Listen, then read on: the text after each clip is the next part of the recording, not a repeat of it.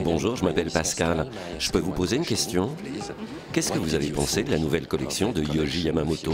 La nouvelle collection est très belle et très paisible, vraiment élégante. Et cette gamme de couleurs noires, j'ai vraiment aimé ce défilé.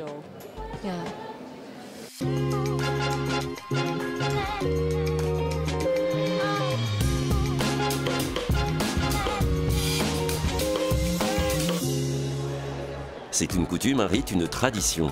Dès que le défilé se termine, les invités prestigieux se faufilent en coulisses. Ici, l'actrice chinoise Fan Bingbing salue chaleureusement Yohji Yamamoto, le très zen maître des lieux. C'est bon pour la communication et c'est bon pour le moral, parce que les designers de mode ont toutes et tous une particularité remarquable. Les blessures ne les découragent pas et la colère peut devenir moteur de réflexion. Je suis triste. Je viens de perdre mon jeune frère et ma mère. Des personnes très importantes pour moi. Je suis désolé. Non, non, non, non, non. Cette colère m'a permis de faire ce défilé. Mais vous êtes un battant. Et cette fois, vous avez joué avec le rouge, le noir et le rouge. Oui. Dans ma dernière collection, Femme, je n'avais utilisé que du noir. Une couleur qui marche bien en termes de business. Vous êtes également très combatif en affaires. Le business de la mode, c'est un pari monstrueux, donc je dois me battre. Se battre en temps de paix, lutter en temps de guerre. Svitlana Bevza est ukrainienne. Comment est-il possible de travailler à Kiev aujourd'hui? La mentalité ukrainienne.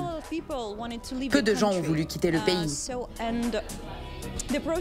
Donc le processus de création, notre travail, que nous aimions, ça nous a littéralement sauvés mentalement, émotionnellement. Parce que si vous restez assis, cachés, ça vous déprime encore plus. Et c'est comme ça que nous avons continué. Les premiers mois, nous ne pouvions rien livrer parce que tout était bloqué. Les bureaux étaient bloqués. Mais nous avons rouvert et les usines ukrainiennes aussi. Parlons de la collection. Un œuf, du noir, du blanc. Quel est le message? Ce sont les questions que je me pose au sujet de la vie et de la mort, de l'importance de la vie et de ce que nous pouvons faire pour l'améliorer, pour la rendre plus sûre. Ces pièces, qui sont comme des ailes, nous les faisons à partir des restes de tissu. Nous sommes dans une production zéro déchet. Ici, ce sont des plumes de soie coupées à la main. Je pense que nous avons tous besoin de ces ailes de liberté. On a défilé à la Fashion Week de New York pendant 11 saisons. Mais aujourd'hui, je souhaitais présenter dans une atmosphère plus intime. Ensemble, ici, des penseurs, des gens qui partagent les mêmes valeurs, qui se soucient de ce qui peut arriver dans le futur proche, comment ils agissent pour améliorer la vie. Lilia Litkovska est, elle, venue plusieurs fois à Paris présenter ses collections. Une semaine après le déclenchement de la guerre russo-ukrainienne en mars 2022, elle était accueillie par la Fédération française de la couture. Elle n'a depuis cessé de produire. Pour être honnête, c'est terrible.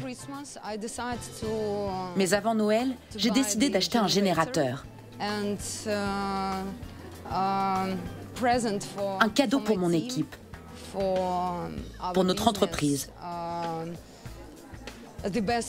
C'est un très beau cadeau en Ukraine. Ce générateur fait partie des choses qui nous aident à continuer à vivre, à marcher, à trouver des réponses. Pour moi, c'est plus que de la mode. Pour moi, c'est l'occasion de faire passer mon message. Trouver qui on est, tout le temps. Être responsable de tout.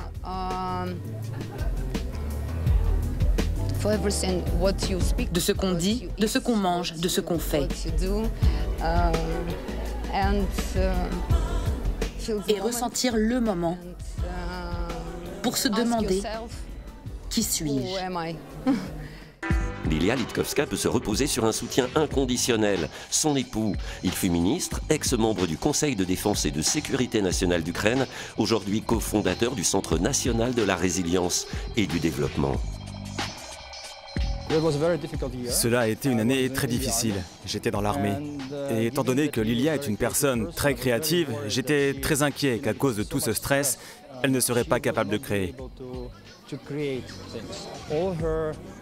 Mais sa vision, ses sentiments sur le pays, sur les enfants et sur les soldats, sur moi-même, sur la famille, elle a tout retranscrit dans sa collection.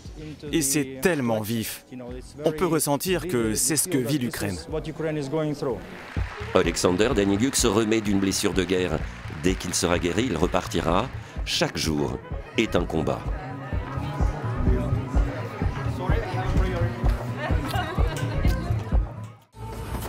« 2016, Côte d'Ivoire.